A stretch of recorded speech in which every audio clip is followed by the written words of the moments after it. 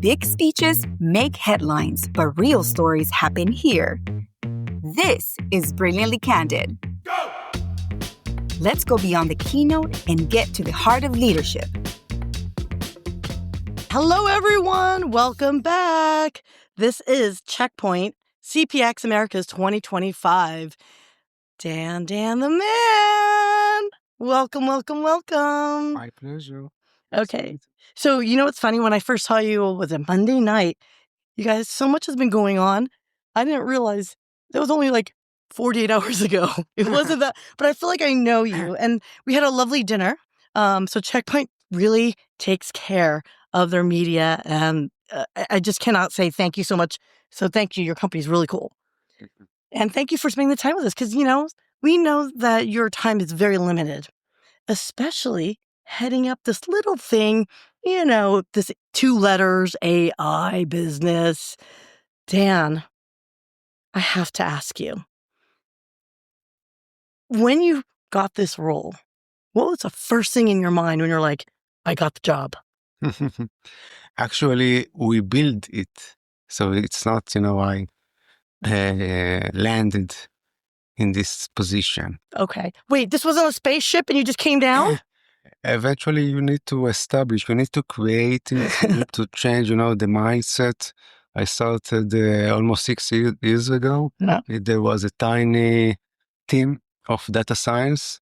And as time go by, we build it, established it, joined more people. We changed the mindset. We influence, executives and show other people around us in R&D to believe, in the transformation. And of course, what happened 2.5 or 2 years ago with the generative AI disruption, of course, it helps, like a good wind with you. Mm-hmm. And we grabbed the opportunity. That's the word, you grabbed the opportunity. It was a big one. We were the first to ride over it and do meaningful stuff. And, last year in CPX, we released stuff. So to your question, you need to create opportunities and make it happen. Okay. Well, last 2.5 years has been an incredible ride, has it not? Yes. Can I just tell you, right before we spoke, right now, I chatted with Gil. And he's almost like, I'm not calling him Santa Claus, you guys. What I'm saying is, when I had mentioned AI, he had this twinkle in his eyes. So what does it feel like to you to know that your chairman, former CEO, and quite frankly, the grandpa of the company, or I shouldn't call him grandpa, the dad, that he's behind you on this? How does that feel? It's Gil and also Nadav. And sometimes you see them on stage together. And they speak, passionately about AI. Wow, you feel, the weight on your shoulders, but actually you feel very proud that you and honored and humble to get this opportunity, to take, this giant, checkpoint and do the transformation and lead, being industry leader in technology in AI. And this is really very good to know. And if you dig down to what Gil and also Nadav was saying, actually this is an opportunity. My analogy to AI is like, it's a black hole in space. You need to, my mission is to guess where the black hole is, because you cannot see it. But eventually, if we will succeed, black hole can take you into other space, to make a jump in time. And from our perspective, it means that we can do a big leap that will be far away in front of others in terms of technology, in terms of securing the world. So this is what I imagine when I think about AI. I mean, it's gotta feel like, for me, the way I see everyone's energy and the way we're all talking about it, it's kind of almost feel like, the 90s again. Doesn't it feel that way? So knowing that we don't know what we don't know, right? Mm-hmm. How do you work that in your brain? Like, so yeah, we talk about AI, automation, and, getting all that analytics, right? In an optimized fashion, delivery in like, lightning speed, right? Where does your brain go to say, this is innovative versus, that's now, it's good. Like, how do you rectify that? Because I don't get this still. I'm still trying to figure this out. The changes, are so rapid. Uh, you need to be, on a day to day, not only, with a day to day job, but also with the news and the releases and what's happening all over the globe. And eventually it takes me to the edge in terms of imagining, every announcement that is being done with AI. You tell yourself what I can do with that. What does it mean? How the future will look like? And you realize stuff that you say to yourself humbly, well, I'm not sure that everyone are with the notion what does it mean, the last release, but this is what it takes. Okay, you need to live, the ecosystem, what's happening every minute, and imagine. Because you can imagine, like a child, like would have that curiosity.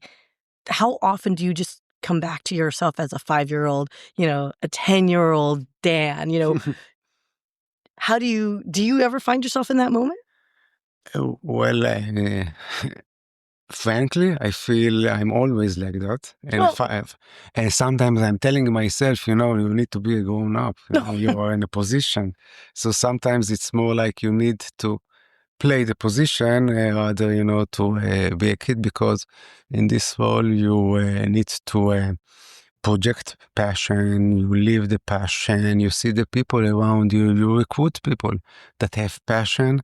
And it's, this is the notion, this is the essence of, innovation, is you need to do it with passion. And people come to work and, they realize that what they worked yesterday is not relevant anymore, but they do it with smile on their faces, because it means that the new stuff that, wiped out all what they did yesterday, it's, amazing. So even though, it's a hard work, really, but eventually the satisfaction is very high to know that are on it, stuff that, people will it will take time for them to understand. So this is, it's like, secrets, and it's still not out there for everyone, but you are already with that. So I believe this is what leads us. Oh, that's really cool. So can I go a little bit darker? Mm-hmm. And you know me, I'm not that. I don't take life that seriously, but what I do take very seriously is cybersecurity, because I'm very concerned about us as people. The general population is not aware and it doesn't understand. So when I hear that you guys, Checkpoint is taking AI into cybersecurity because the threat actors, they're using AI and they're going to do it creatively because they have a goal in mind, which is usually steal data to get money, whether it's ransomware or literally stealing identities, whatever it might be, right? So help me understand and clarify to my mom. Let's say you're talking to my mom, and by the way, my mom's 90, okay? How would you explain to someone like my mom what Checkpoint's doing that is so innovative, because it needs to be told? So first of all, about the bad actors, they will also use AI. Right. So to imagine, it nowadays you need to be highly competent, highly professional on the bad guy side in order to create, malware and bad stuff, phishing emails and SMS and stuff like that. And eventually, when we investigate, as a cyber vendor, we investigate the darknet and we see stuff. It's more like, there are campaigns that going on. So, and these campaigns have their, life cycle and their pace. And with generative AI, the world is going to change. Why? Because the bad guys will have the capabilities uh, And you don't have to be so professional in order to create bad stuff. You can use generative AI to do so, and you can do it tailored. So, for example, I can tell to 10K agents, AI agents, for me, please, go read each and any one of you, read a LinkedIn profile, learn the particularities, the habits, or Facebook, of this person, each separately in parallel, and then, tailor a sophisticated text message or an email. It will be very, very hard for you to understand. It's not your brother or mother or manager. So as a cybersecurity vendor, the challenge is to mitigate and to defense such an attack, because it's not like one campaign. It's more like 10K in parallel. So this is where we are heading. This is the challenge, and we will also need to harness AI or AI agents or a fleet of AIs in order to combat this AI fleet of the bad guys on the other side. Okay, so it's got to be hard to think like a bad guy. If you're inherently a good person, it's got to be really difficult to anticipate the creativity, the drive that motivates these bad people doing bad things. Gosh, like your team, like, do they just sit down all day, think about, I'm going to be an evil person? And like, how much research are your team doing? Do you have some naughty little kids that you throw into the corner saying, okay, you guys have fun, hack away? Like, how do you do that? I've never really thought to ask any company this before, but do you have a team that's like, they're, was it the blue team? There's a blue team? Are they blue, red, purple? I always get confused with purple. Purple. Yeah. They're purple. Yeah. Yes, so we have purple teams, we have research teams, so there are multiple types of teams. And, this is their expertise. They learn to think like, the enemy. So they are into it, like an actor. He comes to work and try to think, creativity, how to use this technology if I was a bad guy. So this is what they do. And also they read stuff, they read stuff like, we are on the bedside. The bedside also need education and learning, and they also have their own resources to do homework and to exchange, information. So they are part of it. So they play the game, being in the other side, and this is the custom they wear every day in order to think like. So do you feed them a lot of lunches so they stay on the good side? Yeah. I mean, they keep dipping their toe over, right? Have you ever had to like tell the team like, you went a little crazy, guys? Or is it always a good thing if they go a little crazy? You have to, Okay. because this is the synonym to creativity. Yeah. Oh man. What? Okay. How does one get that gig? Because that sounds like a lot of fun.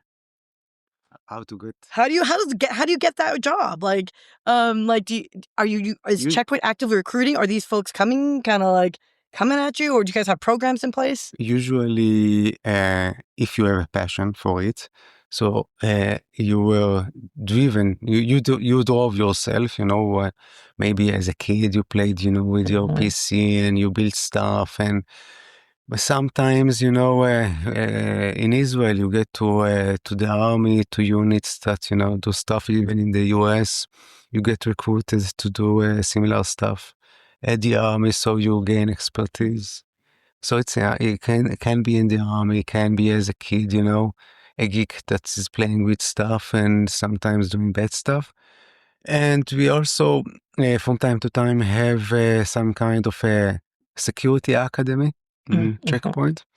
And we, send some readers outside, and we see, on, the public media to see where are those, creatures, that have passion to solve these riddles.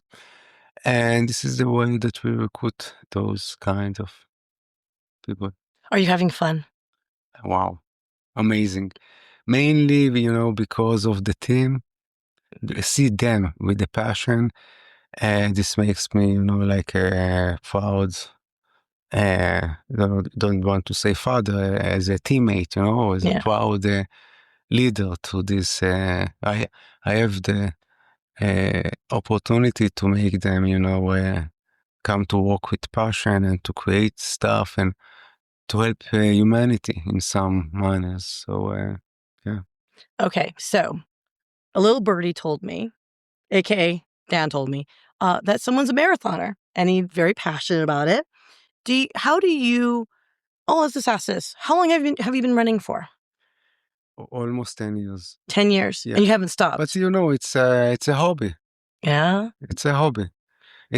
I mean, with the group, we meet, 2, 3 times a week, and with a coach, he tells us what to do. But actually, it's a community that we support each other. You have, the actual time slots every week that you dedicate to it, to put the lines, between work and, for yourself to do also stuff. And this is a good time to reflect, to be with yourself sometimes or to speak with others while you're running. So I really like it very much. You can run and talk.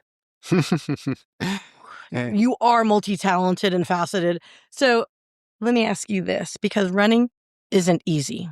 Okay. You have to be focused and you have to feel. And when you're not aligned, right, your body feels it and tells you, right? So can I ask, have you thought about this consciously? Have you applied the discipline that it requires to run? Have you applied it to work? Have you seen things bleed over to keep you moving forward, to keep you running those 26 freaking miles? Yes, I believe there is a synonym or same characteristics to those two successful people. Eventually, they need to some kind of resiliency. Mm-hmm. Okay, because there are many, many challenges and obstacles on the way, and there's always an excuse why to stop. There are pains, and you say it to yourself, I cannot anymore. I need to stop right now with my damage here. So you can be with a negative, attitude to yourself, and eventually you can decide to stop and go aside. And I believe it's the same in work. So I'd imagine with your team, with the just amount of thinking, just thinking, right? That takes a lot of energy. Have you seen some of your team struggling in certain areas? What have you done to kind of set the course right for them? Yes, it can be multiple faults. So you can get, feedback from customers or users using your product. It can be from executives, about, wow, what's the value of the product, how we prove it, and why to invest, and so on. And it could be from, frustration of doing stuff and the technology is still not there, although, the state of mind of everybody that it's AI, it should work, it should be a magic, but eventually it's very, very hard work. So, wow, we are really, we are really pushed, to the edge in terms of how to make it successful. So it's really, like a startup, but, in a big corporation, but the atmosphere and the way that we work and the things that we create is like a startup. So you need really a high level of resiliency. And my point, my role here is, to give the positive things in everything, that we do, and every challenge is an opportunity. And always, think like in running, think about the end. Think about the line. Once you cross it, the feeling, what will be the feeling? So you need to live, you need the resilience, you need to not to give up just for the moment. There's a second. Eventually, we are experiencing happiness in life for seconds. And these seconds, you remember them forever. So these seconds, it can be, once you cross the line, or once you create something really, really meaningful for the company that maybe happened the last time was 10 years ago, or 20 years ago, or maybe 30 years ago, once the internet came to world. So you kind of try to coach, the people, and always, keep them in mind that this is the moment that they are living for. It's not, the compensation. This is very good and important, but eventually this what will make them shine. This what will make them to reflect when they will be older about achievements that they've done in life. So it's like I'm a motivator, on the psychology sides to make them. I love this. I love it. Okay, so I've asked this of everybody. So this is CPX 2025. What do you love about this year? Lots of vibe everywhere. I think that it's contaminating, you say, so that everybody, with the message, from our executive, but also what we hear around about AI. I believe, you feel the vibrant atmosphere. People are excited, customers are excited, uh, employees are excited. They really believe this is an opportunity. They really believe, as I said, we'll find, the black hole, and it will take us into space to do some time interval. You feel it. You feel it everywhere. I go, in the corridors, and they see my tag, the